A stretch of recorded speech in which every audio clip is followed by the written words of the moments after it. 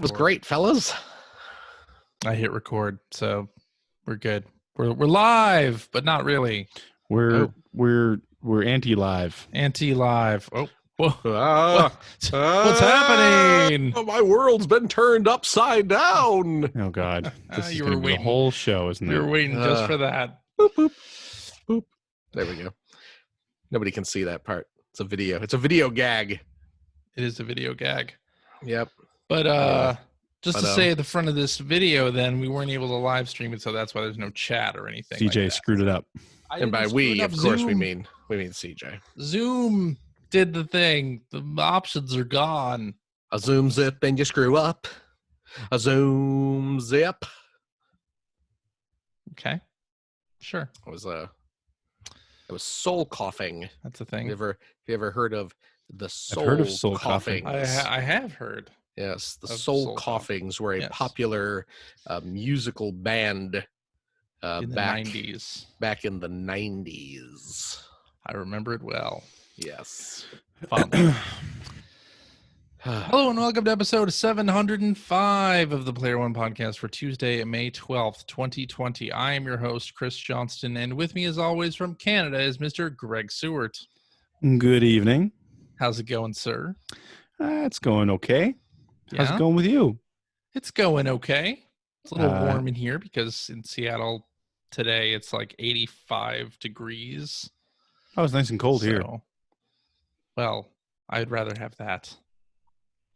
I'm going to move. I'm moving to Nova Scotia. Let's do this I've thing. been telling you to do it for years. I don't know why it's taking so long for you to make this Oh. momentous decision. Yeah, and joining me from the great state of Washington, Mr. Filthy Abald. Let me tell you, it is in the upper 80s here today. It is. It is warm. What is that Celsius? Hot. It is let's say 58 degrees That doesn't Celsius. sound right. I don't know. That doesn't sound right. Something What is like that. what is though. 58 It's an estimate. It's an estimate. Celsius to Fahrenheit? I love that you're figuring out what your joke is and not actually telling me how. Oh words- yeah, it is not 136.4 degrees out here today. No. It's warm. Don't No. get me wrong, go. not quite But- that Well, warm. It's not that You know, warm. on the weather report, they have the feels like temperature. It's the feels like temperature. That's what it is. Let's right? you know what, here, Halfway to Greg, I'm boiling. gonna give you an accurate. It was 30.55 That's pretty degrees warm. here today. That's warm. It's That's warm. pretty warm. Yeah, that's 30 like degrees. uncomfortably warm. Yeah. See, whereas that is literally below freezing. Here. If I were to say in it's Fahrenheit. 30.55 Mm. degrees. Yeah. Right, That's- because That's the that is freezing one point of screwy water. measurement system you got going Well, you know, it makes sense, right? there. No, Water would freeze at 32 degrees. seriously, how'd they come up with that? I don't know, Like that's man. that's We- always been my question. Like, not that learning it will be bad enough because the numbers don't make any sense. Right. Sure. But I liked, and I'm sure it's somebody will tell us because I'm sure this information is easily attainable. Mhm. But how did they come up with that? Well, you know, we measure stuff in increments of 12. So it goes in. Oh, no, wait. No, that doesn't go in evenly. You know what? Because like ounces, we measure those in increments of 16. So, of course, 16 into 32. The freezing point of water is 2 pounds. See, now I've never had anyone break it down for me so easily. Now you know. I've never had anyone explain it to Science. me as though I were a child. Well, we have a really stupid system for everything. It is Well. warm here, and on the sort of Facebook page for my apartment complex, we had people begging for the pool to be opened. Yeah, because that's a good idea. Good, yeah. Let's not only like, go "Can we- gather around the pool, but let's share the same Yeah. puddle of water. Can we open the pool if we promise to stay 6 feet apart? Oh, was the Christ. post. Yeah. Because you know what? That Did you- water doesn't flow around you- anywhere. Did your Right. landlord write back like, based on the behavior of the rest of the country, I'm going to say no? Big no on that, right? I mean, Yeah.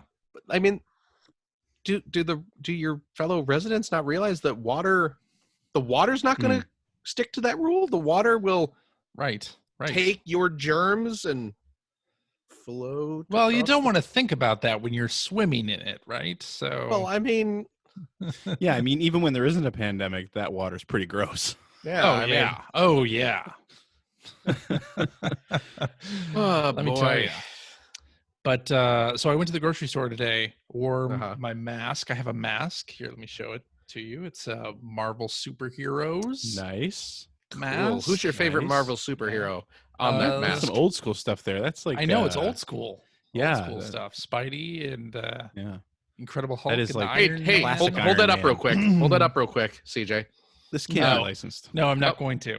There is a fellow. I see a fellow on there with a yellow helmet with a red star on it. Correct. Yes. What is that character's name? I have no effing clue. There you go. There you go. So who But is that? so my sister-in-law made Uh, these. Oh, Okay. okay. That is Nova. There you go. It's Nova. I have no idea who that is. But so I wore that to the grocery store Mhm. and noticed that not as many people were wearing masks today as were like in the past few weeks. Like it seems Oh, like you people know. are really letting You their know. guard down, not Sweet. remaining vigilant, Yeah. unfortunately. Ugh. But I realized I haven't been to Target since like late February. It's very weird. I've only gone to the Fred Meyer. Oh yeah. Yeah. But I miss Target. Mm. I also watched the Seinfeld. I don't. Target sucked up here. Jerry Seinfeld put out a new stand-up special on Yeah, I want Netflix, to see that. and it's really good, really funny. There's But some just clean humor. struck me as such a time capsule because the humor was about things like going to restaurants and hearing the specials and like going on family vacations. Oh, It's jeez. just like, oh my god, like every joke was like, oh man, I wish I could do this. It's so crazy. It really felt like a time capsule. Of 6 Weird. months ago? Of not even 6 months I was gonna ago, say, like isn't it 4 not months that ago, 3 far months away? ago. Oh, it's crazy. But yeah, anyway. That's hilarious. Yeah. How you guys doing? We went out and visited my mom today, but by visit I mean we put her gifts in front of her front door, knocked on the door, and then stepped back off of her deck. Right. Really? Okay. And stood Yeah. down in her driveway but I mean, and I realized, outside of one trip to the bank, Mm-hmm. that's the first time I've gone anywhere in 3 months Yeah. Jeez. because I'm not doing the shopping. Oh, right. Okay, So you haven't even so- left the house? I mean, I've left the house. I've gone for walks and things like that. Okay. But Okay. you know, like Yeah. yeah, no, other than that, like I walked to the bank, which is like a few kilometers away. You can figure that out, Phil. That is And 20,000 30 yards. 30.55 degrees. yes, yes, the water was freezing. That's how far I went. Frozen water. Well, then you could probably And, just slide there, which would be yeah. nice. Yeah. Oh, Well, it was half uphill. So, Oh, well. they take was a lot sled of dogs work. in Canada. but I understand other than that, I've some gone for one drive. Mother effers are always trying to ice skate uphill. It's a great line. Anyway, yeah, I've been for one drive and I realized this is like the first time I've gone anywhere Yeah. since early March. Mm. Yeah, I haven't driven anywhere significant in a February. while. Like I haven't gone to get gas since like early March. I No, still 'cause haven't you're not driving much. Haven't had to Yeah. fill up. Yeah, I know. And now the prices are going back up, so I And- missed out on the cheap gas. Missed out. Yeah, I missed Yeah. out on that. Mm. Yeah. Oh, that Yeah. was a good show. That was a good show. Oh, wasn't actually, so the other thing that happened here though is they finally announced that our children would not be going back to school for this school year. it? Oh, okay. There it is. Because they Finally in got Quebec that. they actually tried to open up, and there were a few outbreaks at daycares. Oh, So, and up until that point, there was a rumor going on, like they were still entertaining the idea of opening schools back up in June.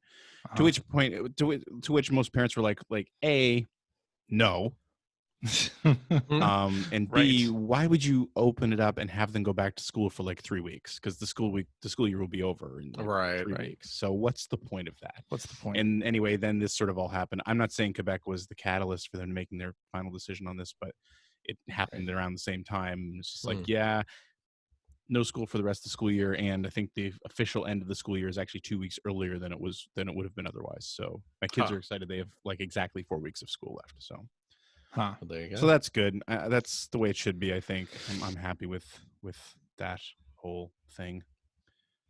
Yeah, yeah. I have noticed your accounts getting on Fortnite earlier and earlier. Oh yeah. It's hard, man. Like my daughter wants to watch YouTube videos and play Roblox constantly, and it's so hard to like not just let her do it if she gets her stuff done. That's the thing, and it's like that's the constant struggle anyway as a parent with you know, as far as technology goes. But now, yes, you're in a situation where they're bored, and you're trying to do everything you can as far as schoolwork goes. But this is, you know, this is not it's not school. It's tough. No. And like I know, like my youngest is an excellent student, right? Like she's the student that teachers are all just crazy in love with, and she loves to go to school, and she's been struggling the most. Like it's clearly that being at school with her friends was a huge part of her learning experience and requirements, and so yeah, like you kind of like, well, I really don't want you to be on technology this long, but at the same time I need to get some work done. And yeah, exactly. And Daddy also, needs some private time. Yeah. And also that's the way they interact with a lot of their friends now. That's a good point. Right? I mean, Holden keeps in touch with his friends through Fortnite. So Finn has been with his little best friend. He'll sit and they'll call each other, they'll FaceTime on the iPad, and then they'll hang out in each other's Animal Crossing villages for a while, and then they will pop into Minecraft and spend some time building a bunch of crap while they chat with each other. So absolutely. Yeah. Charlotte uses Facebook Messenger to call her friend from Atlanta, and they play Roblox. Yeah, well, there you go. So, but then, you know, then on the flip side of that, like I got get the screen reports.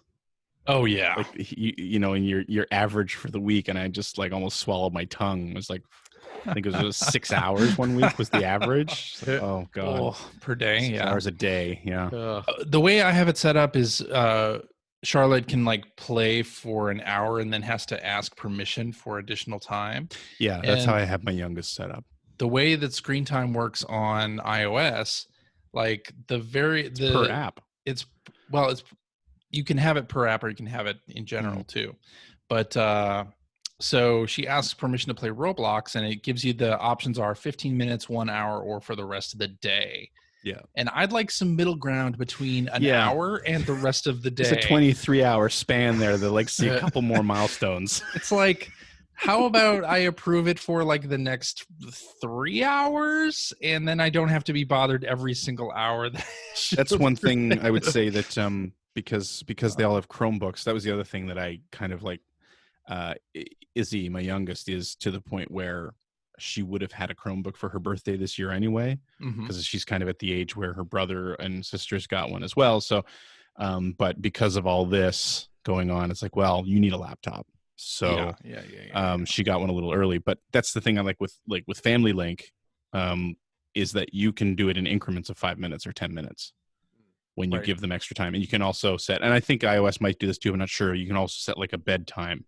You can set a wake up time. Yeah, so you can do that on iOS as well. But yeah, you can like, it's like I can either give them more access unlimited, or it's like 20 minutes or 3 hours or, you know. It's not good enough. Yeah. It's not good enough. This pandemic is showing the cracks in that system. Yeah. For sure. Anyway, should we talk about some video games? Should we ever? I think it's about that time.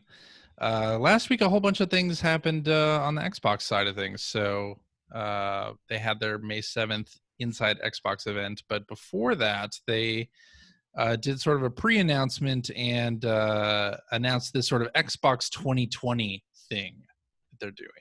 So going forward, over the next few months, they're going to have like an event or something to announce like every single month. So the May 7th thing, they said it was going to be the first next-gen gameplay and trailers and showcases from third-party partners. June, who knows? And then July is going to be first-party Xbox Game Studios stuff. So Greg Seward went away for some reason. Well, there he goes. Just gonna delay. Gonna wait. Should I wait? I don't know, man. I don't know where he went. Did you watch this stuff? No, of course I didn't. Oh no, of course not. So did he though? Oh, exactly. Yeah, I bet he did. Then great. I bet he didn't. I bet he didn't too. We're We're gonna find out. I'm gonna cross my arms here and wait. What a world I'm this gonna is. wait. What a world. Good thing we're not boy. live streaming this. It's true. Just recording it on my computer. My computer thing. Oh boy. How's it going? It's going. You know. Good. Yeah, that's what I'm going with. Good. Oh boy. How's that Transformers thing? I saw those sort of Transformers the concept shots or whatever that somebody posted with the big Unicron in the kitchen and Hasbro posted fishing. those. That is Hasbro official posting photos. Yes, those are getting ready, showing off. I mean, there's that toy is not coming out till like next year. Right. But, they have some test shot versions of them, in funky colored plastics and things like that. So I thought it was great. I thought those Yeah, pictures in the kitchen and the fishing. looks pretty exciting. Great. It's pretty good. I mean, I'm not going to buy the thing, obviously. Well, of course. Why would you? I wouldn't. Why would you spend $600 on You would. I did. You did. You have Not spent that I would. that. I did. I backed it. I Yeah. backed it. I pre-ordered it, as it were. Pre-ordered it even. Do I want to know what we're talking about? Well, I delayed our whole Xbox thing because you went away. Sorry. Yeah, you should be. Had to go parent for a few minutes. Very embarrassing. Yeah. How embarrassing for you. Okay, what are we talking about? So the Xbox 2020 plan. They laid it out as something that they're going to be doing next-gen announcements every month. The May 7th event being a third-party showcase showing off some gameplay and some trailers. Showcase was generous, but go on. Showcase is a generous term, sure. But so that kicked it off last week. We'll talk about that in a second. But then they said that their first-party Xbox Game Studios stuff would be shown in July. So we know now that we'll be seeing next-gen stuff from first-party in July. The June event, they've said they're doing something every month. They didn't say what they're doing for June. So I guess we'll see. Probably more third-party stuff. Surprise launch. Yeah. Oh, Surprise launch, just like the Saturn. that's a great idea. It's worked before. Yeah. When? Before. The Saturn. Right there, man. Saturn's great. Saturn's one of the best systems in history. There you go. So Clearly it must have worked. Don't you dare. ooh, boy. I love the Sega Saturn. Oh, Your boy. reaction didn't lead. But I don't think their surprise launch was a great move. Exactly. No, it was terrible. But so anyway, yeah, let's talk about the May 7th event inside Xbox. Kind of kicked off with a 25-minute presentation that was mainly just trailers. And then they did sort of developer deep dives afterwards with some of the Xbox presenters that are usually on Inside Xbox. I did not know that. I watched some of the trailers and then I tuned out. You watched the 25-minute thing and then you tuned out? I mean, the trailers were okay. Like I think like I was talking to your best friend Mike's friend Jim there earlier this week about it, and he made a good point. I don't think if the higher fidelity is what they were showing off, it didn't translate. Well, how can it? Well, that's what really I'm saying. though. You can't. You can't. So it's like, well, if that's what was supposed to be impressive, Yeah. didn't happen. You Mm. know. Well, yeah, and I watched the Digital Foundry analysis video, which I recommend everybody go check out. They were saying some of the footage, like the frame rate, has some hiccups, and it's not. You can't really tell Yeah. whether. I mean, all of the footage that we saw had the little disclaimer at the top or bottom of the screen saying there was in-engine footage from what we believe the Xbox Series X will be able to run. Right. Hmm. So, yeah. Yeah, I mean, it was, and there was that Alien game that I thought was an Alien game right up until they announced that it was called Scorn. Scorn, yes, from Ebb Um, Software. Which, if you yeah. listen to the Easy Allies podcast, you've heard an ad from them for like the last 3 really? years. Oh, really? Oh on that wow, I game, didn't yeah. know that. It's funny. I mean, it looked, if it's very Yes, so great. It looks awesome, but like literally right up until the point that the title came on the screen, I was sure it was an Alien game. Oh, jeez. right. Because that's how Right. similar it looks. It looks, yeah, pretty similar. Apparently, it's like a first-person adventure puzzle Yeah, action game. it looks interesting Yeah. because it looks like it could be an Alien game, and like Sure. Vampire did not look good at all. What? Hmm. I disagree. Oh, it looked, no, I'm Well, talking okay, from a wait. graphical standpoint. From a from a graphical graphical standpoint, you're right. Gameplay wise, it looked interesting to me. Yeah, sure. I thought it was an interesting trailer for sure. Yeah, I wasn't but looking, and although boy, did they ever get all their characters dancing and just have to use that over and over and over again. But I figured but- this will be a pattern for me up until the next gen launch, where I don't really care about frame rate or the here we go. CJ's above it all. next generationness of everything. Because I think a lot of the comments that came out of this presentation were, I thought this would show me what next gen was going to be, and I watched all these trailers, and it looks like more of the same. I feel like next gen, quote unquote, is getting harder and harder to quantify via YouTube video. Yes, Like I that's- absolutely and agree. That's what this suffers from completely. But I think if you're looking for new types of I guess it depends what next generational shift means or means to you, right? Because in the past it's been very easy to see like what the difference has been, right? From 16-bit to your Well, that's just it. N64. The leaps have gotten progressively smaller, but even this They past have. generation, it was easy to see the leap. Just Yes. via YouTube video. Well, like you go especially back in- and play a 360 game compared to an Xbox One game. They're clearly not the same system. Sure. Well, especially now, like with the mid-generation refreshes that we got, this gen, Right. you had That's a good PS4 point. to PS4 Pro, and a lot of the trailers started using PS4 Pro footage. So, yeah.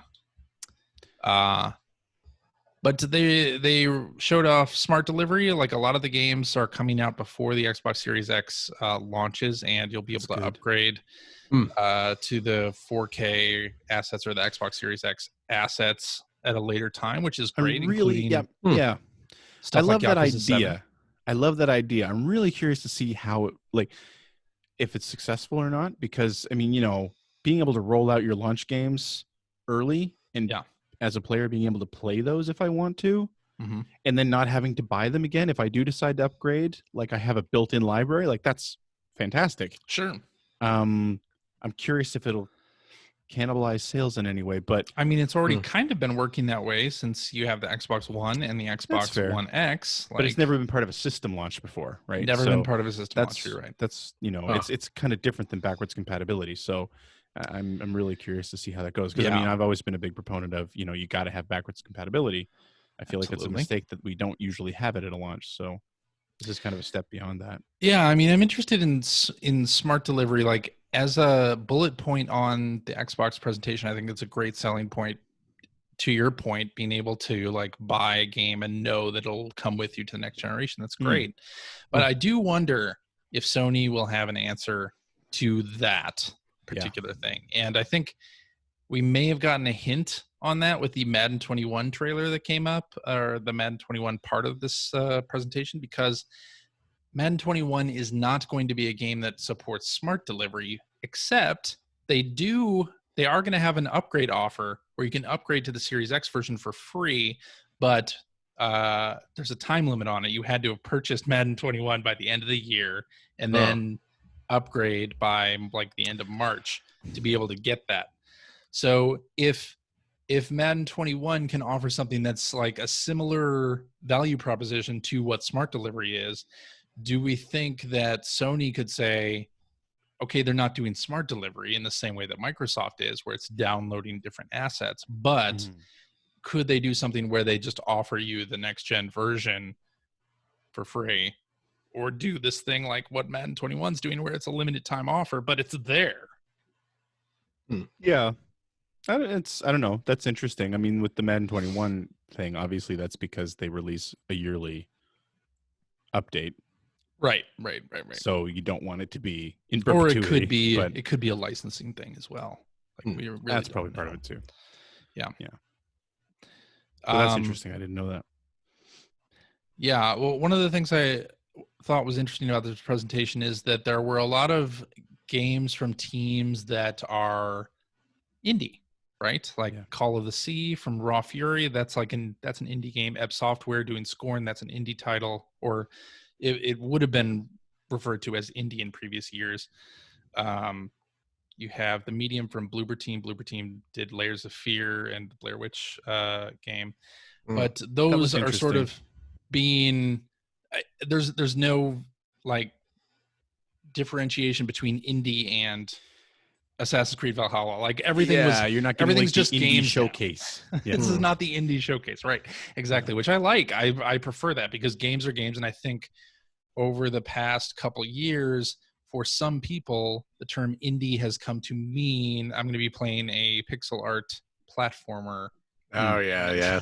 Like it starts bringing to mind a particular experience that may or may not be true, right? So I'm happy that at least in terms of this presentation, that games are just games. It's not differentiated. Agreed. Yes. I thought Chorus. I'm going to call out one game in particular, Chorus, this space shooter with the female protagonist. I don't know if you saw that. Trying to remember. A lot of space flying combat scenes. Yeah, I seem to remember Chorus. liking what I was seeing there. Yeah. Just because I dig that kind of game. But to me, that was maybe the most impressive thing that they showed off. Oh yeah, that was the one where the planet was being destroyed and sucked into a black hole or something at one point in the. That's right. I think that's the logo, right. Or yeah. Yeah, that looked neat. Great. Yeah.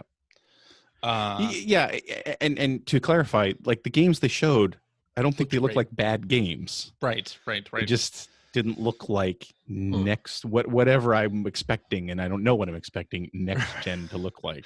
Right. I was going to say, what do you like? What? Yeah. What will next gen be? Like, what do you need to see? I don't know. Better graphics, more characters. Need to see something that surprises me.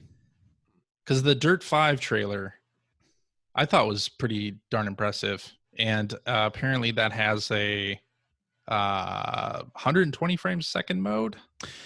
I was going to bring that up because again, I was talking to Mike and Jim last night. I was playing virtually playing board games with them because normally on Saturdays that's what we would normally get together and do. Just now we do it online, and I've been saving up to get a new TV for this console launch, but I don't really keep up with I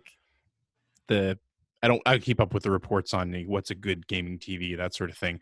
So when I brought it up again last night, they both were very quick to say like you should get a 120 hertz TV, and like why? And because I really didn't know, and then they were talking about that, and it's like, and again to me like that's a great example of that's next gen. Yeah, that's not easy to convey. No. Same thing. It's like faster load times and things like that. Like it's not easy to convey in like a 4-minute YouTube trailer. Right. So yeah. But I mean that's what it's going to be. That's what next gen is. I think right now. Yeah. Is things like that. All right. So now I need 120 hertz TV. Let's talk about Assassin's Creed Valhalla for a second here. So, I mean, in the lead up to this presentation, they said you're going to see first gameplay from Assassin's Creed Valhalla, and then the trailer comes on, and there's virtually no gameplay in it. And what I think may have happened right before our eyes is that the term gameplay trailer means in-engine In-engine. cinematic trailer, where it might be the game, but yeah, I mean, you might be looking at real-time cutscenes, but it's still cut in a way that makes it look like a trailer, and it's not somebody actually playing the game with a HUD present or anything like that. So Right. yeah, I don't know if that was Microsoft or Ubisoft, but I don't think that's a good trend to say that here's the first gameplay and then to show a trailer like that. Although I will say it's hard to show gameplay in a sort of 2-minute form, right? Because you have and there to. It is. I mean, we all sort of remember those the Uncharted 4 gameplay thing at E3, where it was like 8 minutes or so of gameplay. And there was a bug at the beginning where they couldn't open the door and they had to restart the whole thing. Do you remember that? Yeah. But that was like a longer sequence. So like a gameplay trailer, it doesn't mean like 2-minute gameplay snippet, because I think you need context to see what's happening. Yeah, I mean, I think as far as that going, like calling it gameplay, yeah, that kind of feels misleading, but yes, that's definitely the trend, until Ubisoft has its own like presentation of it. Right. You might get 20 minutes of actual gameplay. Right. But, well, that's the thing now, right? It's like various publishers like doling out a little bit of video presentation for each first party publisher to have something, right? So that Ubisoft can have their own thing, and then everybody has their own thing. It's called marketing beats. Ubisoft's pretty good at it. Anyway. Thanks, CJ. All right. Speaking of marketing beats, Electronic Arts is holding a digital event in June. Of course, they usually do their whole EA Play thing. They're gonna do that again this year, June 11th. EA.com. I had to say too, I think I caught some of the Madden stuff there, and I remember thinking when they said that Madden was coming on, just sort of how Madden was always one of the worst offenders on next gen system launch trailers, where it's like, there's no way the game looks like this. Yeah. I'm not saying that that's the case here, but it's just immediately, especially because I think there was a low level shot at one point. I was waiting to be able to see the blades of grass. Oh, right. You know what I mean? Because that was like the big thing one year. Right. I mean, it looked like Madden. I think I was listening to a couple other podcasts, and it's like I wouldn't know what next gen Madden. I mean, it looks like Madden, whatever, right? Yeah. Like, I agree with that. I wouldn't know if this is in engine or not, because I don't play Madden. But EA is holding an event June 11th, so get to see more Madden at that point, and maybe some other stuff. Mirror's Edge tree. No, I think what is it? There's like a Mass Effect remaster coming that people are getting hyped about, some kind of thing. I don't know. If they hint at Road Rash, I'm all in. Road Rash should be good. What do you guys think of Burnout Paradise on the Switch being $10 more than when it launched on PlayStation or Xbox? Got to pay that Nintendo tax. It's like, oh, okay. You know what? I'm not gonna buy if they think they can sell it at that point, more power to them. I guess so. Like it's digital, so if it doesn't work, they'll lower the price. My bigger issue with it is that we didn't get Takedown or something instead. I know. That would don't imagine about Paradise. Imagine if we got one of the good Burnout games. Oh, I would buy that. Takedown, I would buy. I mean, at a good price, obviously, but I would buy that in a heartbeat. Oh, absolutely. With online play, oh my god, that'd be great. Had so much fun playing Takedown online. Seriously, it's true. We had many hours of good fun with that. Yeah. Yep. Back in the day. All right. So The Last of Us Part 2 has gone gold, and we got a new story trailer. I don't know if you watched that. I heard that a whole story trailer leaked. Like the whole that was like a hour and a half of gameplay that leaked, right? Something like that.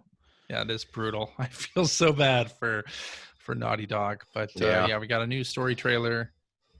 I don't really want to pay too much attention to the story, so I just want to play it. I mean, kind of afraid to click on anything at this point. Yeah. Just Yeah, because, really. I mean, I try to avoid that to a point anyway, but now knowing what's out there, I just don't want to Right. touch Yeah. anything Yeah. online.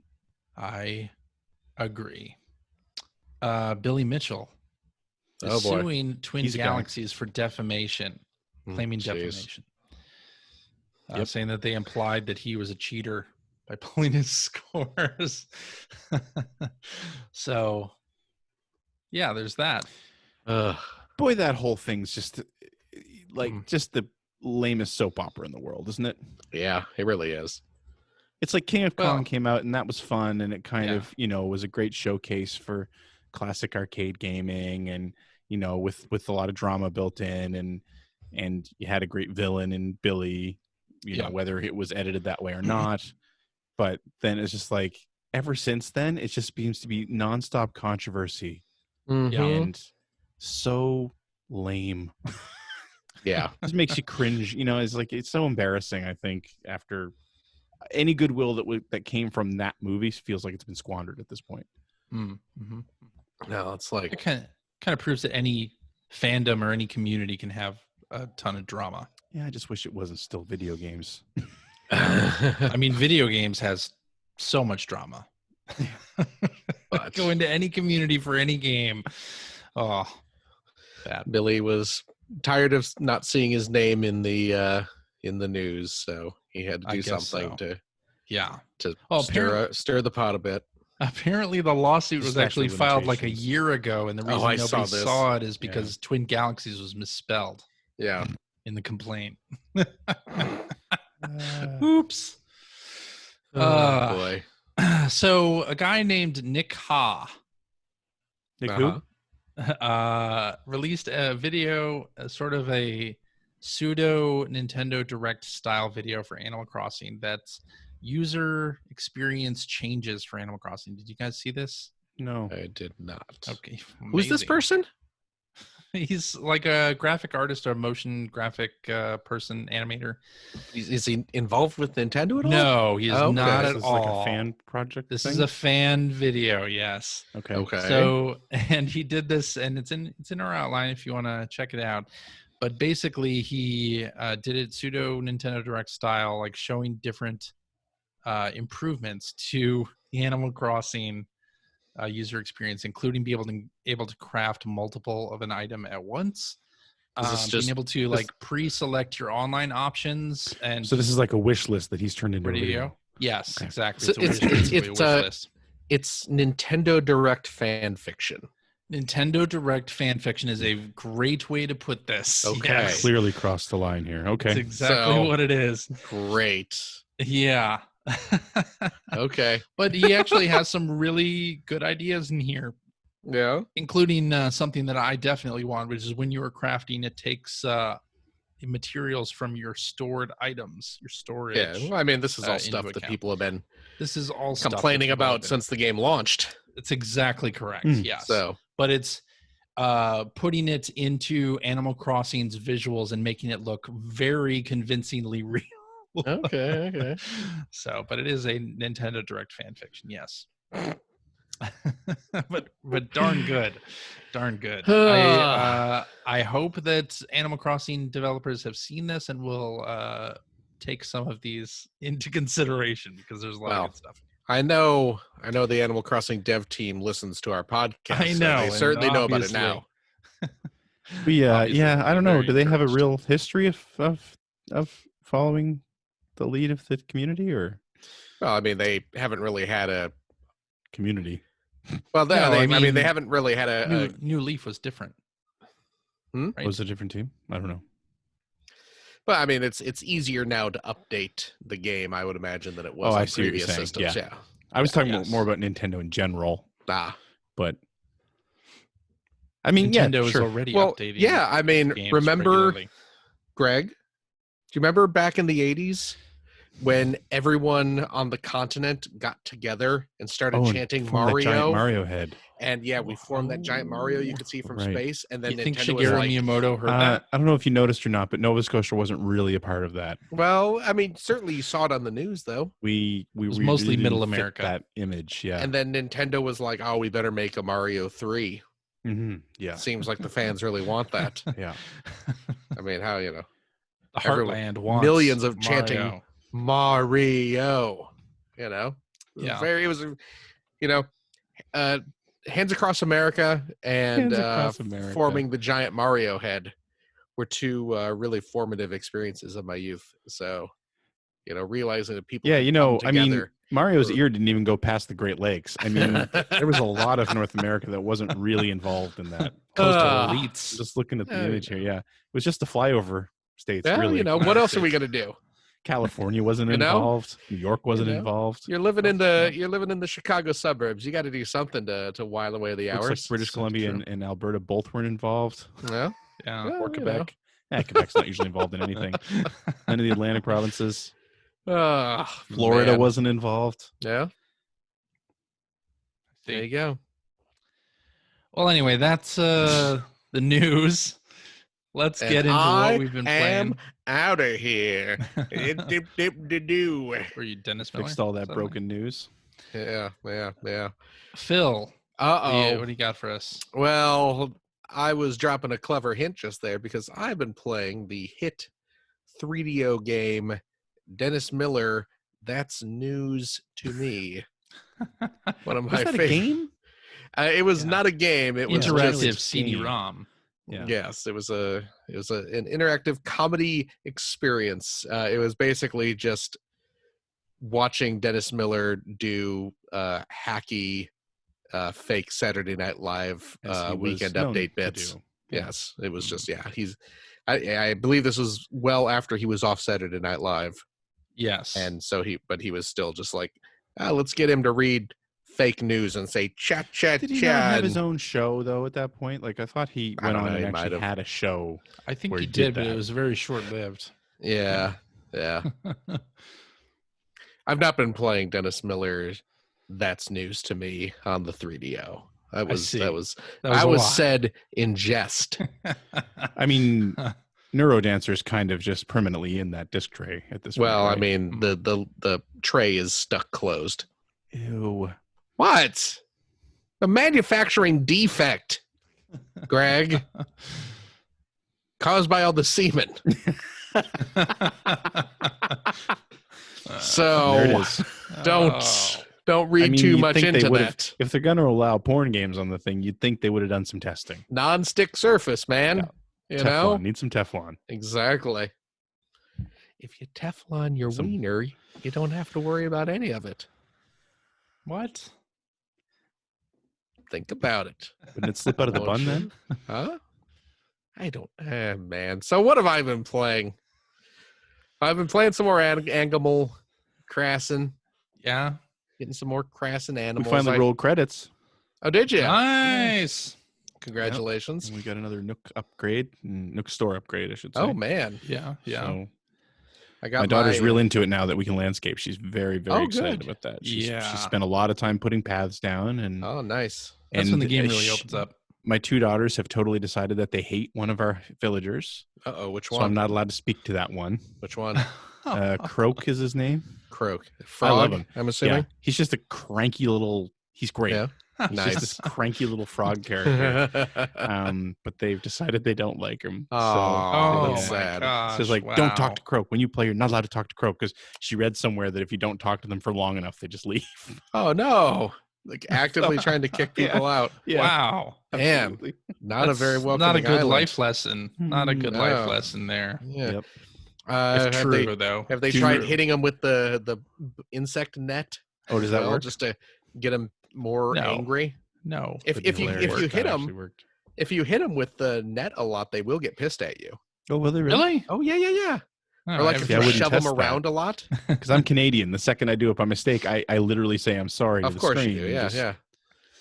No, yeah. If you go around and just hassle them like that, they will get irritated with you. Oh, okay. Oh, So- okay. So, you know. Clearly, this is something that you've been doing that the rest of us have not. Look, Yeah. you know, America. what can I say? Yeah. What else have I been playing? I picked up for the Switch last week. Jay and Silent Bob Mall Brawl. So I'm convinced I out. pre-ordered this at some point. Yeah.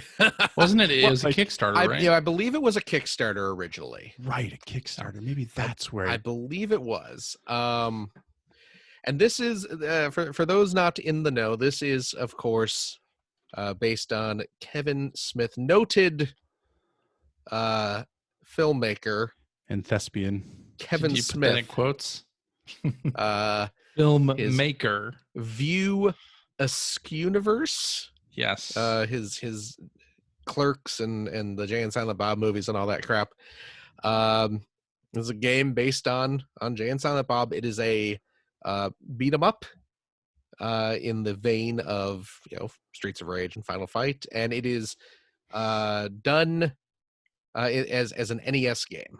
It looks like an NES game. It looks kind of like Mighty Final Fight from Capcom. Okay. So much so that it is they are actually putting this game on an NES cart. Yes. Oh, really? I have. Huh. I apparently at one point I was looking at Limited Run is releasing it. I was looking at my Limited Run stuff the other day, and apparently I had ordered this from them. Yeah, see, that's where I think You I didn't ordered it realize. as well.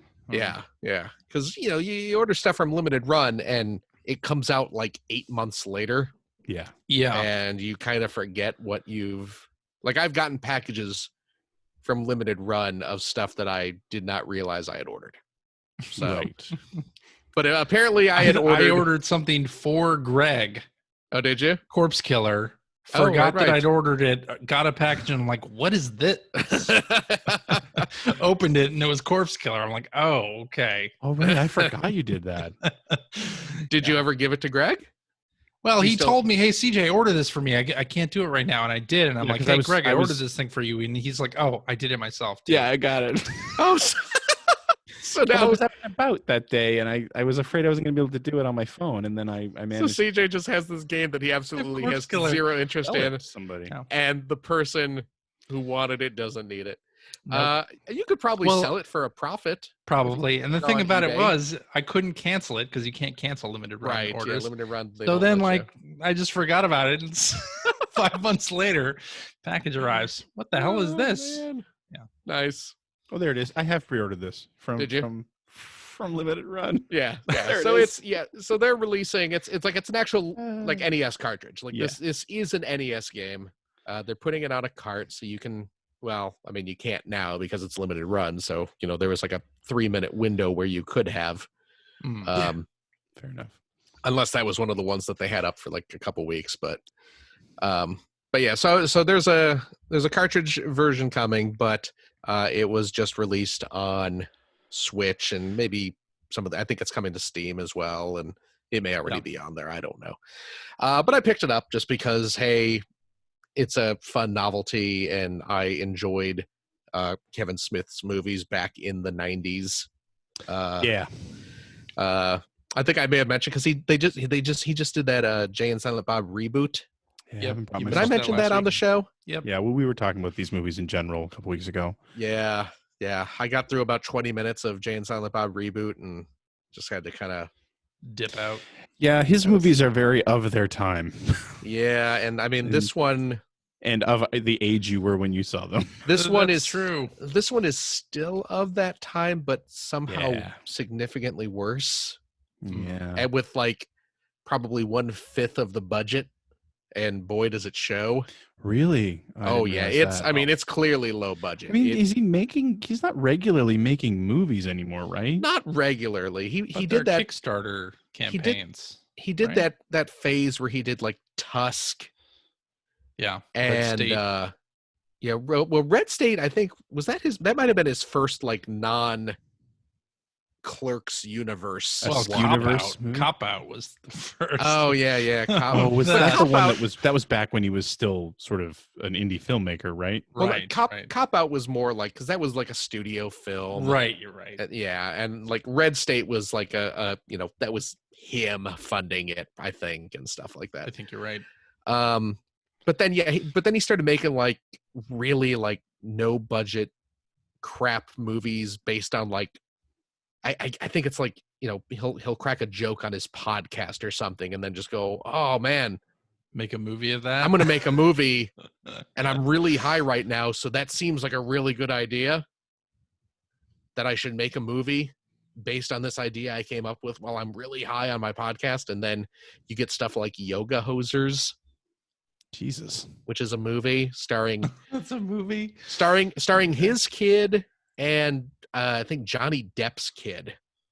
That was I heard about that. yeah, and I saw the trailer for that, and ooh, Oh.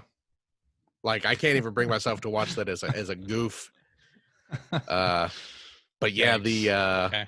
the new Jay and Silent Bob movie. Like I said, about 20 minutes. I felt embarrassed I felt embarrassed for me that I was watching it. Like I was like, oh man, I hope Dana doesn't come in here and see me watching this movie. And I felt embarrassed for Kevin Smith. I felt embarrassed for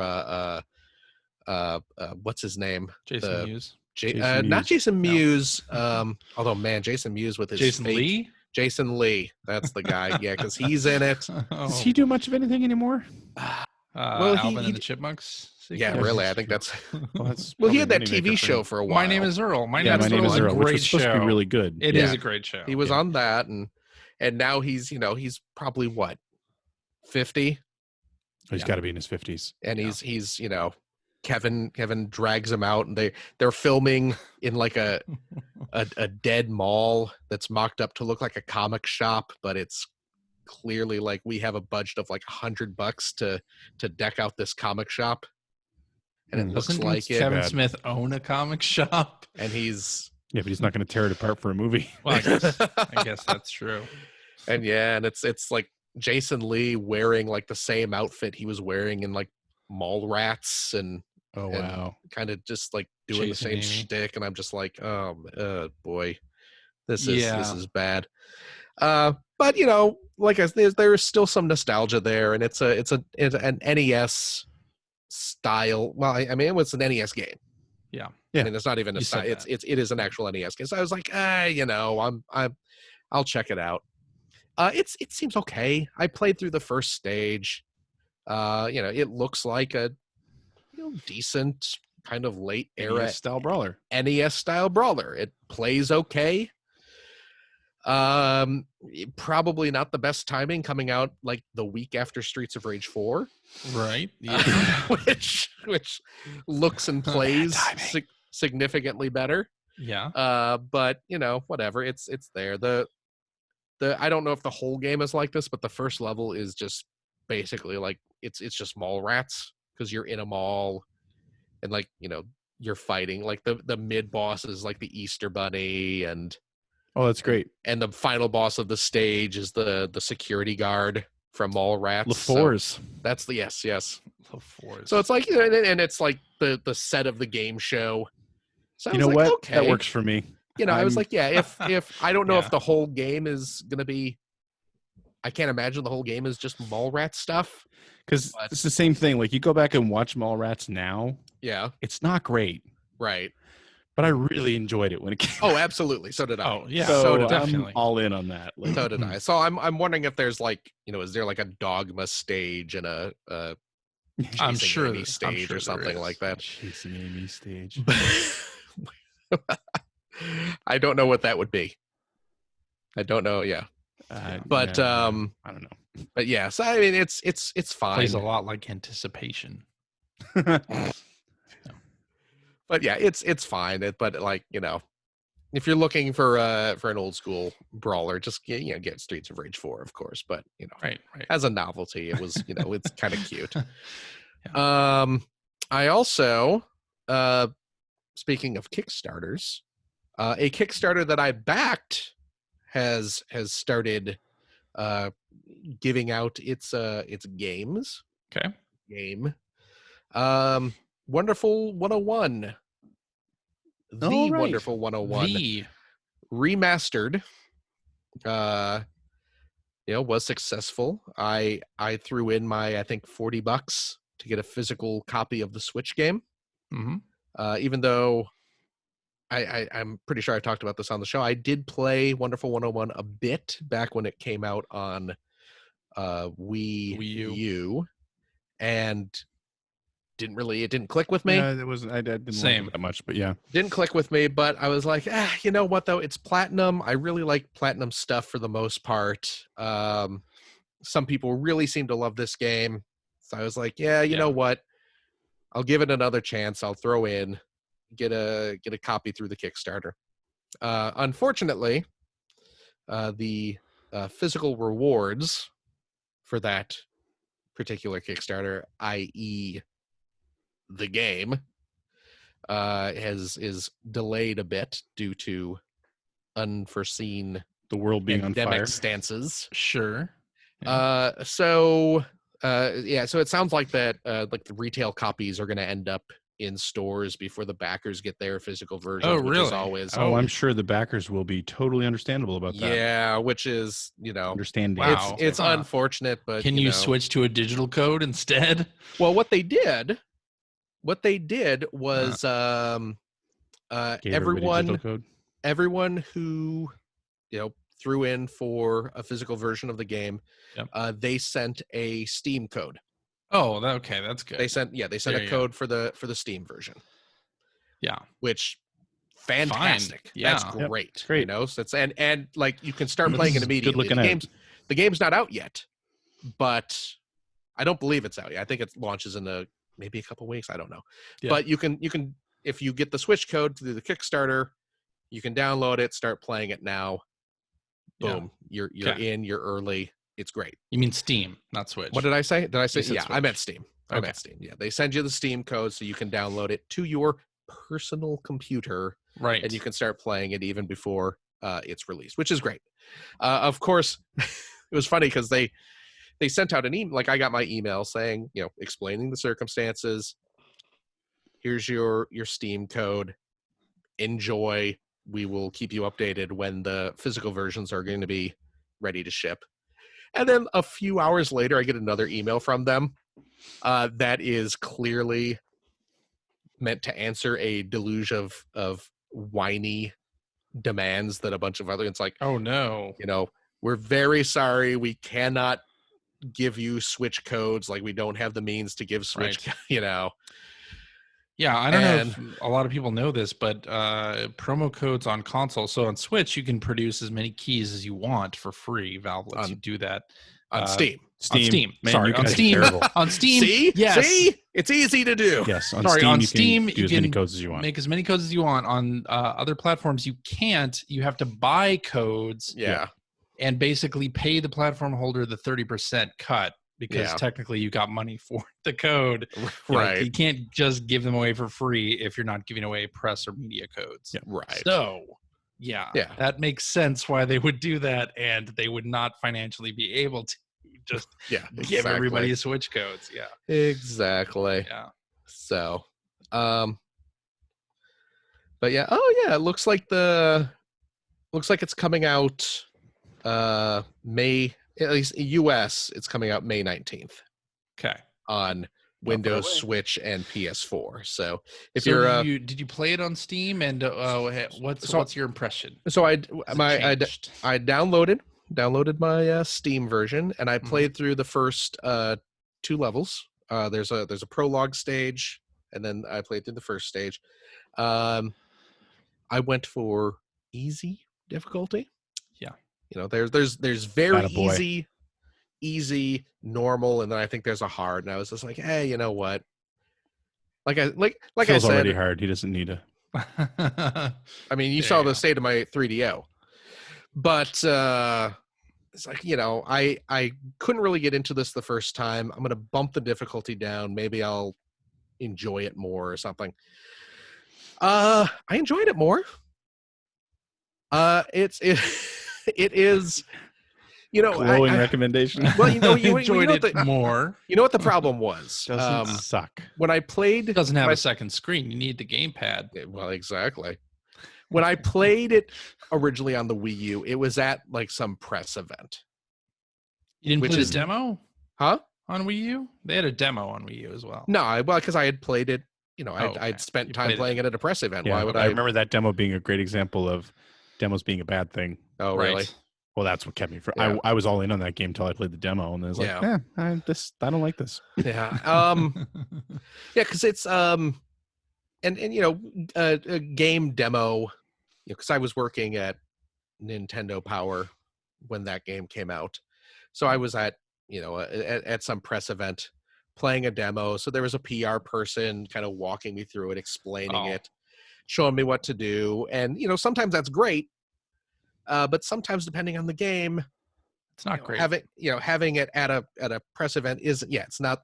This game is not best experienced standing there with someone trying to explain it as you're trying to move around, because there's a lot going on in that game. Yeah. And but giving it another chance now, yeah, it's kind of fun. I'm enjoying it, and it's one of those. It's like a lot of the Platinum games, it is very technique driven. So the game really expects you to learn how to play the game. I just bumped my microphone, so you might hear a little saw it. bump right We there. saw your microphone technique. Yep. There it is. Learn how to podcast. I'm trying. Phil does this Okay? with the technique. I'm trying. I talk with my hands, so Clearly, eventually we're gonna get some bumpage. Don't know what to do with my hands. There you go. Just put them on your face. Put them on your face. Oh wait. It's the pandemic. Oh, CJ. Ew. He did, and then he Ew. licked them. Yeah. It didn't. Why would you do It that? didn't lick them. Ugh. What a terrible Ugh. example for your daughter. Not good. Oh, and now he's wiping it on her face. God, what is it? Oh, The God. humanity. No, none of that CJ. is happening. Why? None of that. You can watch Oh it on, my God. on YouTube. None of Now that he's is pulling happening. down his trousers and Oh, no, looking at his now we're bare getting- bottom at the Now we're camera. How? This is bad. Oh, dear. Yeah. I pulled it down my trousers. Wax once in a while, Johnston. Jesus, used to be a swimmer. I go 70s style. So, yeah, it's very technique driven. They really expect you to kind of master the mechanic, and there's a lot kind of going on. For those who have not played the Wonderful 101, it is a loving homage / parody of kind of like Power Ranger type shows with costumed superheroes. And you control your little superhero, Wonderful Red, and there are in the world of this game there are 100 of these superheroes, and you are the Wonderful 101. So it's a retelling of Suikoden. Exactly. Yes. Which is all based on the Warring States period. Right. So that's probably probably not it's true. not true at all. Probably not true. But so you go around, and it's kind of like a 3/4 perspective. Usually the camera pans around and does stuff all the time, just to make it more kind of anime style, kind of dynamic. Wandering. And as you walk around, you can recruit citizens to join your cause, and you'll eventually end up with like a group of like 100 people kind of running around the city, and monsters and robots are attacking. And by using if I remember correctly, you used the touch screen on the Wii U, right? Yes. Right, to kind of draw things, but now you use the right analog stick. So like when you come up to a group of enemies, you use the right analog stick to draw a circle on the screen, and then you hit a button, and then a bunch of the dudes that are following you around will morph into a giant fist that you can then use to punch bad guys and stuff. And if you draw a straight line and hit the button, they'll turn into a giant sword. And the more characters you have following you, and the bigger the circle or the longer the line you draw, the bigger the weapon that you generate, which of course makes you stronger or gives you a greater range. And once you kind of, when you're at a press event and someone is trying to explain this to you as enemies are shooting you and stuff is blowing up all over the screen. Oh yeah. Not the best way to experience that game, but kind of just sitting down and playing it. And you're like, okay, I'm kind of getting it. And it took me about halfway through the prologue stage for it to kind of click on what I'm supposed to do. And then it's like, okay, I'm kind of figuring out the order in which I hit these buttons to start pulling off attacks and things like that. And I was having fun with it. So I'm actually really kind of looking forward to getting the Switch version so I can get a little more into it. Play it on the TV. So cool. Yeah, it's a fun game. A video game. Maybe excuse me, maybe not a bad thing that I missed out on it the first time around, because now I get a enhanced version of it that I can experience for the first time. So please look forward to it. The Wonderful 101. Okay. There you go. That's it. Excellent. Well, I haven't been playing anything new. I've been playing the hits. I saw you playing Sea of Thieves last night. What's that? I saw you playing Sea of Thieves last night. You did, yeah. And today. And today. That's right. So I decided to try my streaming setup again and start streaming Sea of Thieves and maybe some other stuff too. So if people want to follow me on Twitch, I'm Siege of Thieves there. And, locked yourself into a single game there. I've really locked myself into a single game, and I'm fine with that. Got to keep to your brand. That's right. Yeah. But yeah, I've been trying that. So maybe I'll stream. I don't know if I should stream before Greg goes live and then hand off to him or something. Do a little. Awfully early in the day for you, wouldn't it? What do I have to do? I got nothing to do. I don't know. But so I might be streaming a little of that at times. But I've been playing a lot of it, of course. Still enjoying the heck out of Sea of Thieves 2 years on. Yeah, CJ, I feel like you've really let this opportunity go. I mean, you've been at home for quite a while now. Become a streamer, right? Be a streamer, man. I know. All day, May every day. May as well. Bring in those big bucks. Seriously. Yeah. Give half of it to the show. Sure. But yeah, I've been playing Sea of Thieves. I've been playing more Dauntless as well. And that remains fun. They keep putting out monthly updates to that introduce new bits of lore and new behemoths to slaughter. And of course, new emotes, which might be the only reason I actually go through the hunt passes to get new emotes. That's right. Yeah, I said it. So does my 11-year-old. But Dauntless is fun. I like Dauntless. It's more my speed than Fortnite. And then I also played a game on Xbox Game Pass called Hyperdot. This is on both PC and console Game Pass, so you can check that out. But it sort of gives me Geometry Wars vibes in a way. But you remember the game mode pacifism in or it wasn't a game mode, I don't think, until maybe the sequel, but it was an achievement in the first one on 360. Yeah. Where like you had to avoid all enemies for a time and like not even shoot. There was an achievement based on that, but that's basically what Hyperdot is. So it's sort of a bullet hell type situation where you are doing projectile avoidance. I would lose immediately. Yeah, really. That's the thing I can't do in bullet hell shooters. I know. Yeah, it's also the thing that I can't do very well there either. But at least the first 20 or so stages are a pretty good time, actually.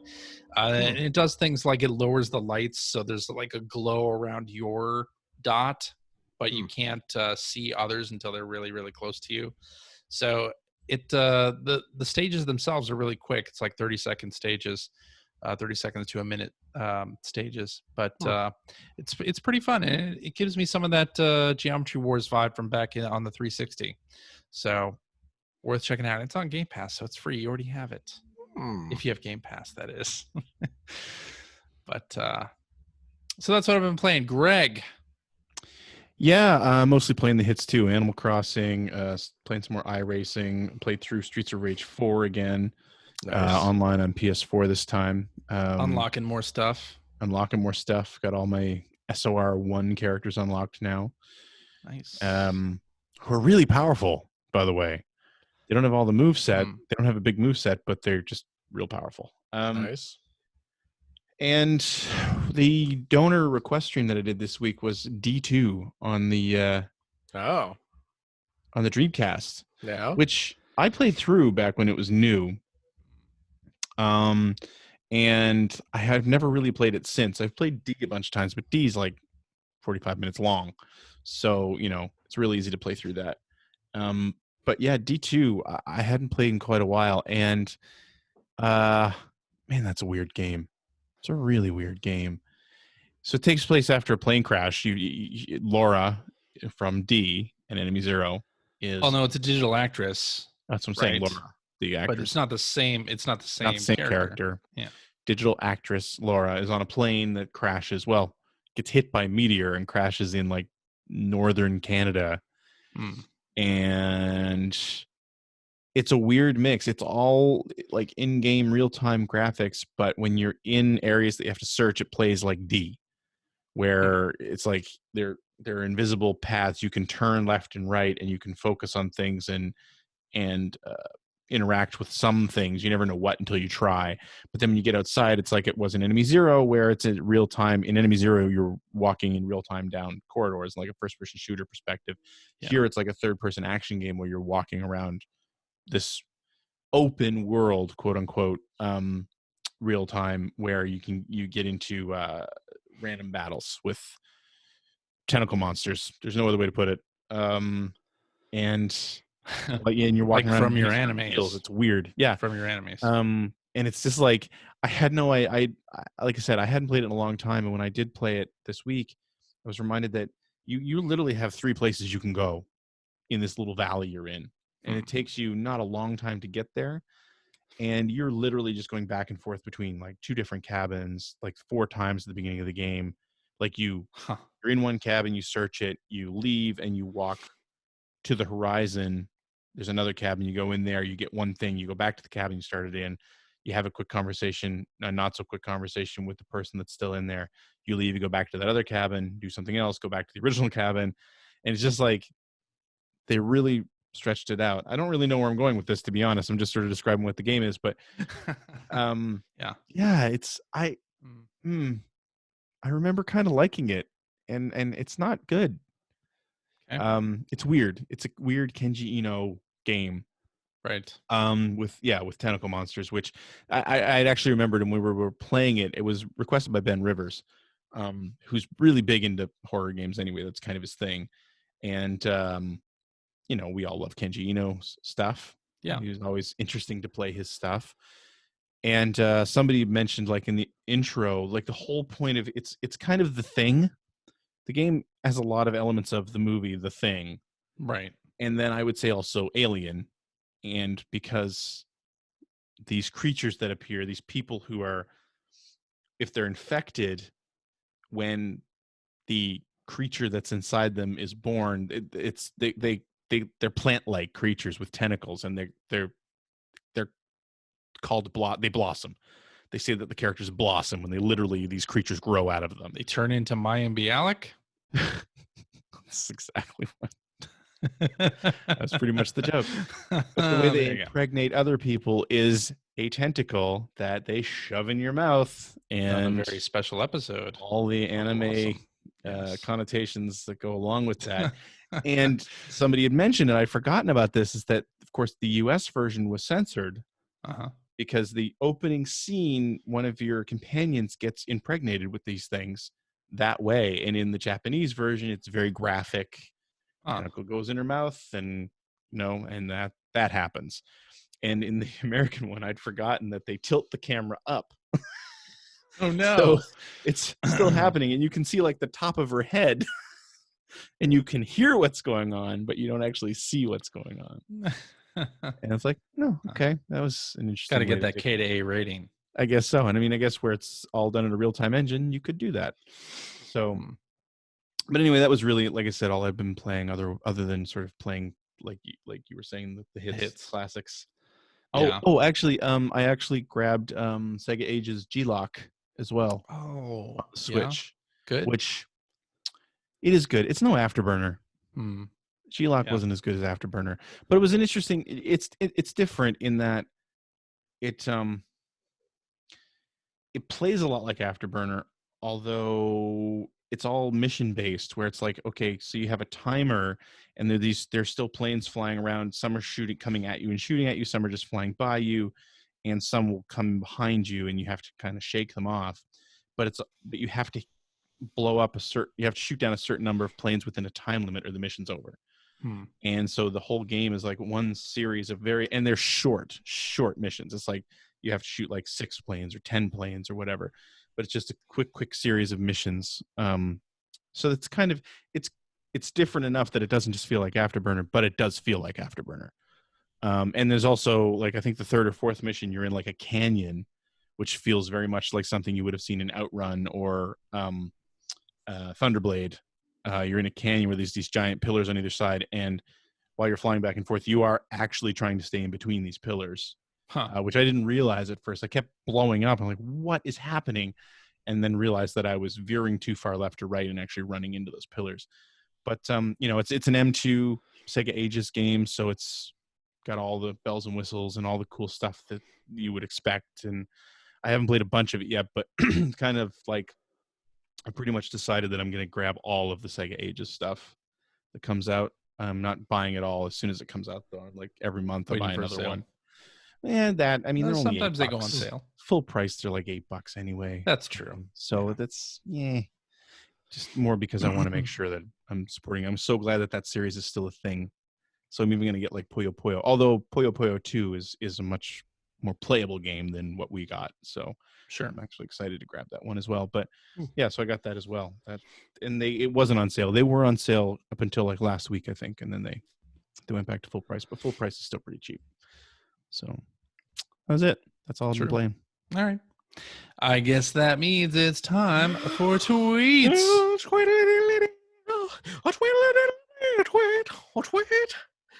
Tweet. All right. Let's do this one from hacker alias Dark Shui, who says, do you think enough time has gone by that the Guitar Hero style games may come back in the new generation of consoles? The pandemic has a few of my friends borrowing my old sets to get back in. First of all, you're going to have to really disinfect those sets once you get them back. They need a deep clean. But, I mean, if you've been following Rock Band, you know that it never actually went away.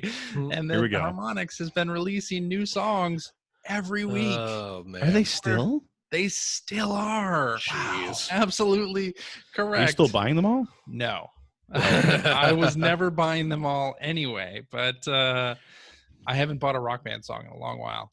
But they are still putting them out. And Rock Band for Rivals is what the current iteration is called, and it has stuff like weekly challenges, and it's pretty fun.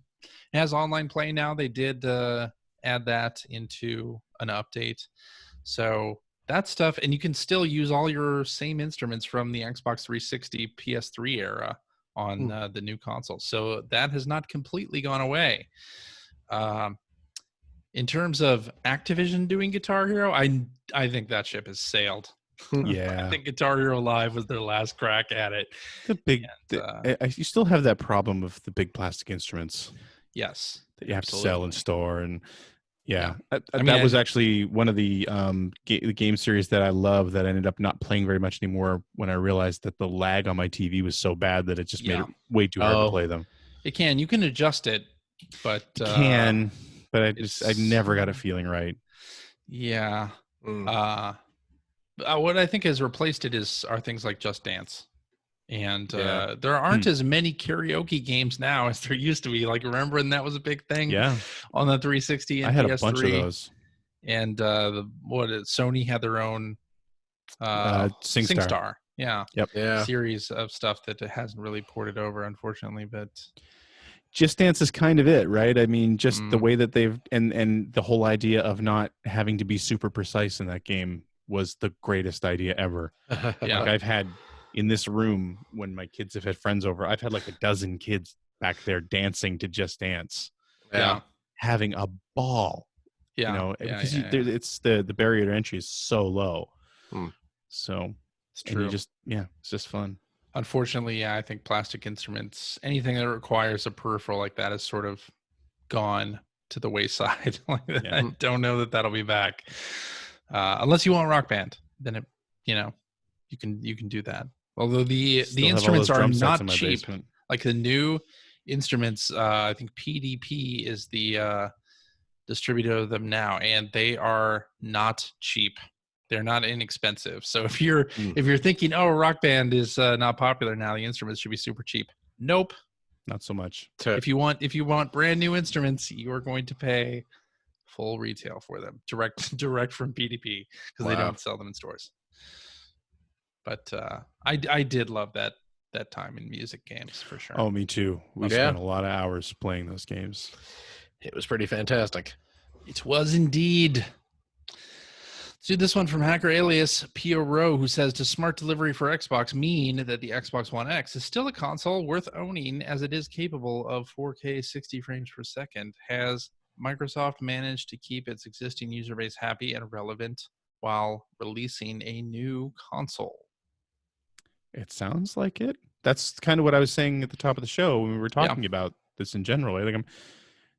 That sounds like how it should go. But it sounds like that's what it does. Microsoft wants, right? Microsoft wants you to step into the Xbox ecosystem, whether that's through Xbox Series X or whether that's through an Xbox One game that has smart delivery, and maybe you'll upgrade to Xbox Series X. Like, that seems to be what they're going for. So, like, I mean, if you have a PC or something that has SSD, like getting a 1X probably doesn't make a whole lot of sense at the moment.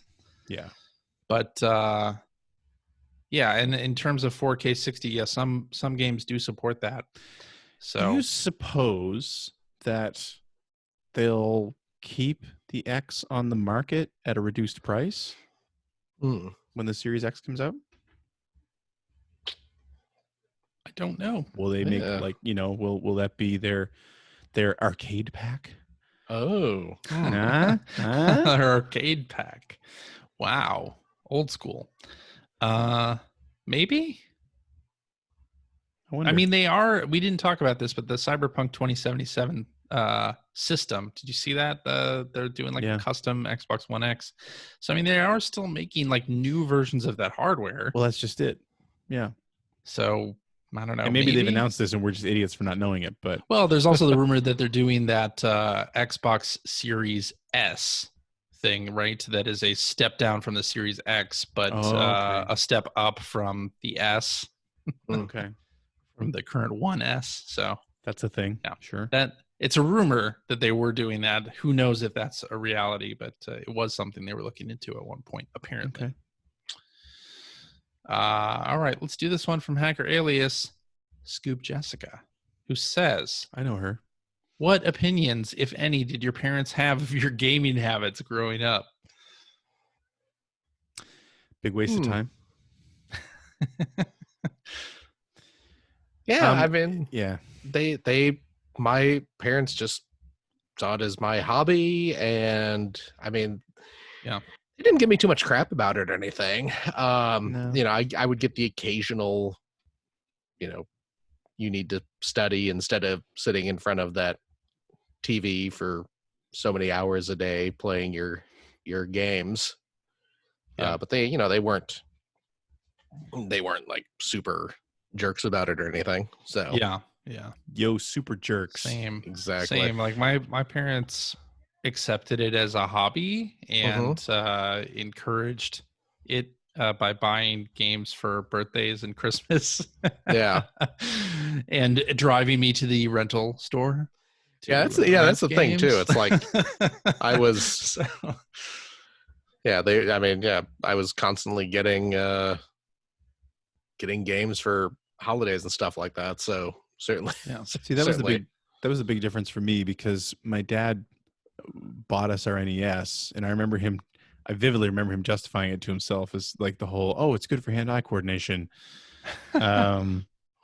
But then I really got into it, and he never really complained about it or anything, but he made it very clear very quickly that he wasn't spending a lot of money on games. Yeah. Right. I had a paper route So that was where I got my games. We rented them every weekend. Also kept me out of the house on the weekends because I'd go to my buddy's place and we'd rent games. Ah. Yep. And I don't think he ever had a concern that I was out doing anything worse than playing video games. I think part of him that was actually, yeah.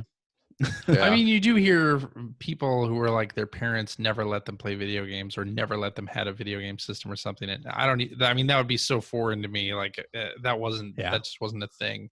Like No. our parents are totally open to it. And in fact, like the first video game system we had, which was an Odyssey 2, we bought like So wild right to me. after the crash. So Oh, really? the system was like $25 and the games were super cheap. So it was like I remember my friend Dave, his parents did something similar. They had a 2600, I think, before the crash, and we did too. But then after the crash, they clearly went out and bought everything. Oh yeah. He had like one of those it wasn't a cedar chest, but it was like a cedar chest, you know what I mean? Like just one of those chests. Yeah. And we all know what it, you're and talking it was just about. piled full of cartridges. Yeah. Like he must have had a couple hundred. One of those big wooden boxes you would have in the 80s that is just filled more with like 2600 games. the faux leather quilting. Oh, okay. Yeah. You know, we've all seen those. Most of us had one of those, but yeah. Yeah. You can probably buy one of those in Animal Crossing now. You probably can. The arcade machines started showing up in the store. Oh, really? Nice. Animal Crossing. Oh, speaking of, Christopher. Yes. You sent me a pinball machine. I did send you a pinball machine. Fella. What a stand-up fella. I got a. Didn't I send you one too, Greg? I sent him to. I haven't signed on in a couple days. I got my pinball machine. Dana got me a jukebox. Oh, so I'm gonna make an arcade in my house. Oh God, my next room is all an arcade. The jukebox is gonna be going in there. I sent you Sea Monkeys too, didn't I? You did. I do have I have Sea Monkeys on one of my tables. I love it. See, I have like brine shrimp was the item, and I was like, these are Sea Monkeys. Those are Sea Monkeys. I got a VR helmet in the Able Sister shop the other day. So that's CJ. You gave me that. I think I did too. Yeah, I have that mounted on my wall. That's going to go in the arcade. I got a in the Nook's Cranny the other day. There was a giant neon sign. That says it's like now open or something like that. Right. And I've seen that in screenshots. I don't have that yet. Do you want one? Yes, please. I can order one for you. Please. Is there a floor? Like an arcade design, floor, like an arcade floor design. I think there is. There is. We retweeted it. I have it in a room of my house. It's like a pattern someone made. It's a pattern someone made. Okay, it's a pattern someone made. It's so good too. But yeah, so I'm gonna have that now open neon sign.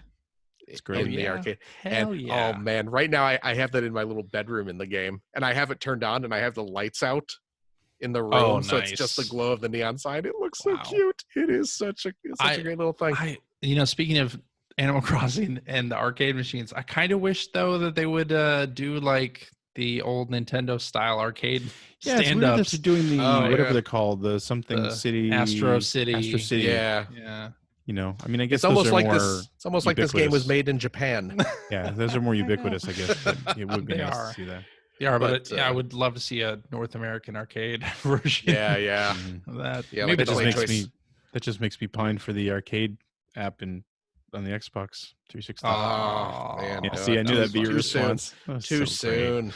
Man, it's been 10 years, 10 plus years. I know. Well, you know what? I still have the files on my 360 though. It's still there as an icon.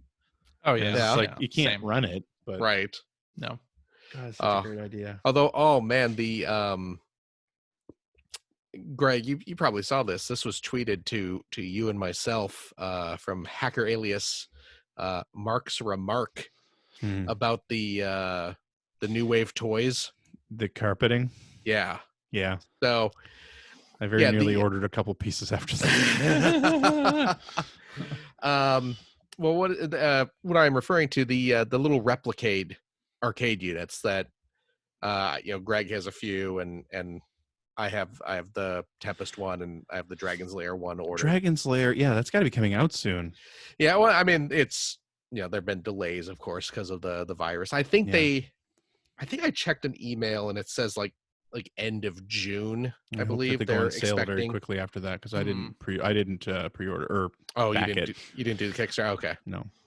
So so yeah, the company New Wave Toys that makes those, and they made that awesome little change machine USB hub that I was Which showing mine off. still hasn't shown up yet. Oh, really?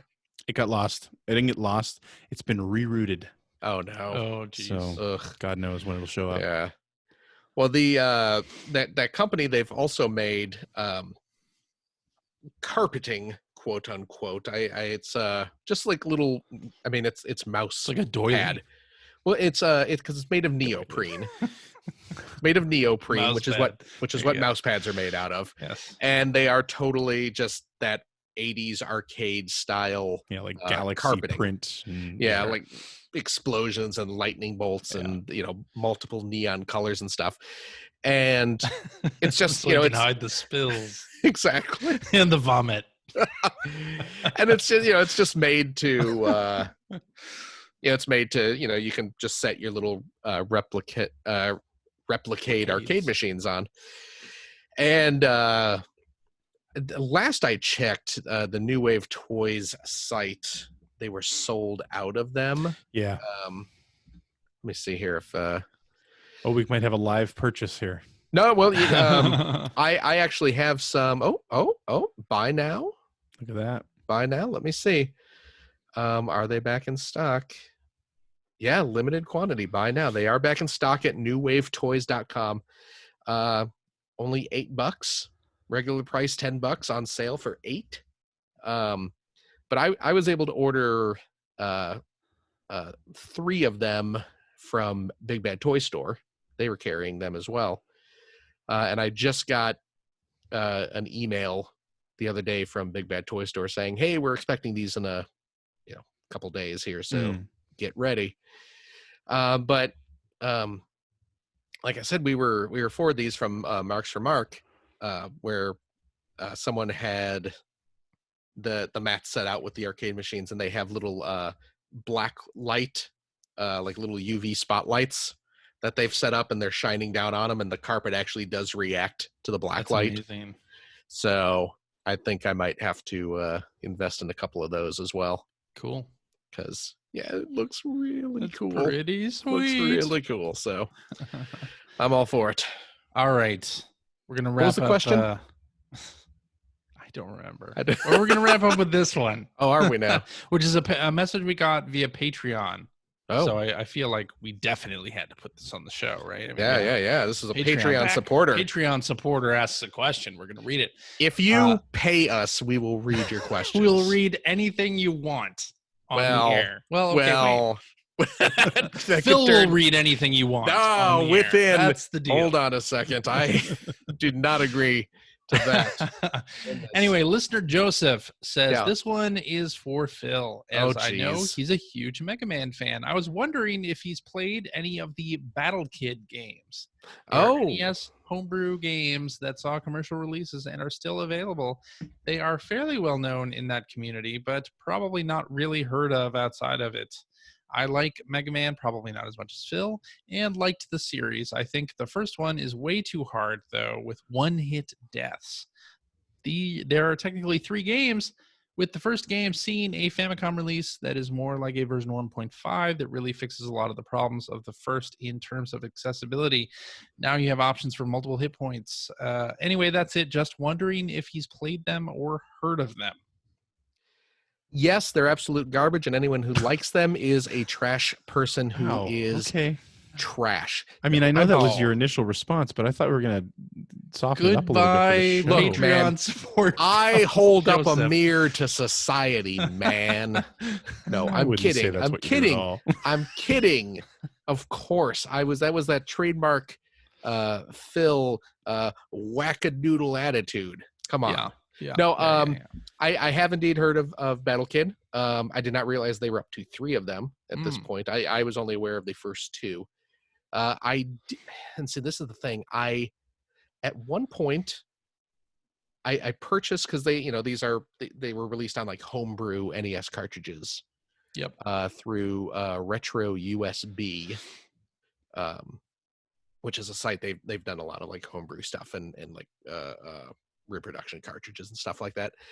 I did pick up the first Battle Kid through them as a homebrew cart. I can't remember if I still have it or not. It may have been in my big pile when I sold my NES collection. I may not have it anymore, but I may. It was pretty cool. It is, at least, I can't speak to 2 or 3, having not played those. But it does have kind of a Mega Man-ish feel. But it is also, it's one of those platformers like VVV or Super Meat Boy, where it's, crank up the difficulty and they expect you to die probably every 30 or 45 seconds. Right. And of course there's a million checkpoints, so you're just kind of slowly mastering and progressing your way through. I guess it's a little more VVV in that sense than Meat Boy, but it's, it's that kind of like sort of uber difficult. Yeah. Same kind of deal. I liked it, but I was kind of expecting it to skew a little more Mega Man-ish in its design, which was not the case. So although I did enjoy it, I played a fair amount of it. I never finished it or anything, and just didn't feel motivated to pick up 2 or the third game that I did not realize existed. But yes, to answer your question, yes, I've heard of it. Yes, I've played it. They're pretty cool. The one I played was pretty cool.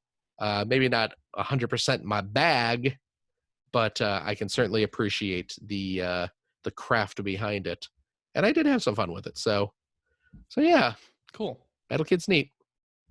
Battle Kid was neat. Alrighty, and that is our show for this week. Thank you very much for listening. If you have a question for us or would like to comment on something you heard, you can direct that to @P1Podcast on the Twitters, or you can go to our internet website at player1podcast.com. There you'll find our contact information. You'll find blog entries about Sega CD stuff from Mr. Greg Stewart. But nothing new. Nothing new, but there's a lot of them in there. You'll find Generation 16 episodes as they happen. Yep. And all I can say is the new episode's still coming along really nicely. Excellent. Cool. We're up to a little over 30 minutes edited now, so it's a little over halfway. Jeez. Nice. You will also find show notes and links to everything that we spoke about in this episode. And in those show notes, you will find some pretty handy links, including one to our Discord server where you can discuss video games or television shows or the films that you may be watching on streaming or anything really with us and our other listeners. If you'd like to subscribe to the Player One Podcast, you can do so by visiting player1podcast.com or by loading up your favorite podcast application. We're also on Stitcher Radio. We're on Spotify. You can like us on Facebook. You can watch us, archives of our show, or watch us live most weeks. Not this week. But most weeks, theoretically, if we can get it running again. Next week. On the youtubes.com/P1 Podcast. We record our live shows usually around this time, which is, of course, 5:30 Pacific on Sundays. Follow our Twitter account at P1 Podcast. 5:30 specific. That specific time, yes. To find out when we'll be broadcasting our next live episode at P1 Podcast. If you've liked what you've heard, and how could you, head over to patreon.com/P1 Podcast. Throw a few shekels our way. Maybe we'll get enough money that CJ can pay our YouTube bills so we can start broadcasting Time to stop them. embezzling, CJ. No. Yeah, CJ's fallen behind on our monthly payments. I don't know what happened. To our Google overlords. Figure it out. Yes. Yeah. But, of course, if you are a Patreon friend, we love and appreciate all our listeners. That's true. That is For the- very true. for the most part. Yes. But if you are a Patreon friend of the $5 tier, in addition to our love and reading your question, a guaranteed read, A guaranteed read. What? unless it's like super racist or something awful, then no. In which case we won't. Right? No. Well, that was But if the you idea. if you have a fair question that we can read on the air and you're a Patreon supporter and you send it through Patreon, then sure, why not? But I mean, we read stuff that We read stuff that we read stuff for free. We're not so snooty. We're not so high upon our ivory tower. No, exactly. But what I was getting at is if you're a $5 Patreon supporter, you gain access to a weekly post-show bonus mini episode, if you will, where we play games, rec-wise. We have all sorts of fun that we shouldn't have, but we do, because we are just like that. And, for a sample, for taste of what we do in those post shows, check your feeds is it Friday? Thursday night? Thursday morning, night. One of those times. CJ has been putting up some of our old post shows from 2 years ago. Yeah. In fact, this last one, we had a review quiz from the September 1995 issue of Die Hard Game Fan magazine, which of course is the infamous issue that got pulled off of shelves because it included some text that was racist. Speaking of racism, remember when Die Hard Game Fan had a whole big... No, it was... Yeah. It was pretty bad. I'm sure we go into the history of that. Yes. Yeah. Okay. So that was this. So check out that if you haven't already, for some amusing old video game industry. That was a really fun after show. Yeah. And then of course we play a game where we try and guess the game that is being reviewed based on nothing but the review text. Yes. So, but yeah, CJ's throwing some of those old post shows up on the feed on Thursdays, and they're fun to listen to. Yes, and I listened to it again because it's oh, did you really? So fun. Yeah, I should go back and listen to that as well. Yeah. But yeah, they're fun, and of course you get new, more timely. That's true. Episodes of those for a $5 Patreon support, which of course helps us keep the lights on here, pays for Zoom and all that stuff. So we appreciate it immensely. And of course, if you have a couple bucks left over, head over to generation-16.com where you can help support. You'll find the Patreon link for Greg Stewart's outstanding, and it is outstanding, web series about North America's favorite second banana, the Sega Genesis. Thanks, Phil. Thank you, Greg, and thank you for that wonderful show you produce. I am anxiously awaiting the next episode. Yep, I'm working away on it. This epic upon which you work. Yep. How long is this episode going to be? A little over an hour. Holy crap, that's long. Oh, your episodes are normally in like the 20-minute range, 15 right? to 20 minutes for a longer one. Yeah. So this is and he hasn't revealed what the game is, folks. No. It's gonna be an exciting one. I don't even know. I hope it's exciting. I'm excited about it. I'm really proud of what's there so far. So I hope that people find it as exciting as I do. Well, I, for one, Greg, can't wait to see it. Aw. There you go. CJ. Yes. Thank you very much. Thank you, Phil. Of course. Gregory. Yo. Thank you very much as well. Thank you, Philip. And of course, thank you to our wonderful, wonderful listeners. We love each and every single one of you. Please, equally. Yeah. Equally. Unless you're hot, then we like you a little more. By the way, I want to say at the end of this, congratulations to the Computer Game Show. Oh. It had their 200th episode. Oh, wow. This past week. Cool. So 500 to go. Congratulations. Yeah, I mean, we're Got on a like little ways to 700 go. something. But So congrats. That show's great. The computer game show out of the UK. Yeah. Those guys are awesome and well worth listening to. Unfortunately, since E3 is canceled, they're not going to get to do an E3 show this June, but they do some awesome stuff and well worth listening to. So that's awesome. them as shows as well. Congratulations. Yeah, congrats, guys. Yeah. They're over in England, you say? Yeah. Congrats. Say lads. Call them lads. Congrats, lads. There you go. There. Or blokes. You can call them blokes. Blokes, okay. Blokes or govna. Govnas. Or me hearties. Oh, I like or, that one best. Me or, hearties, uh, yeah. You Or- speak Very the teacher's piratey. language now. Or mi amigos. You can call them mi amigos. Okay. Yeah. So we'll see all y'all next week. Bye-bye. Wash your hands.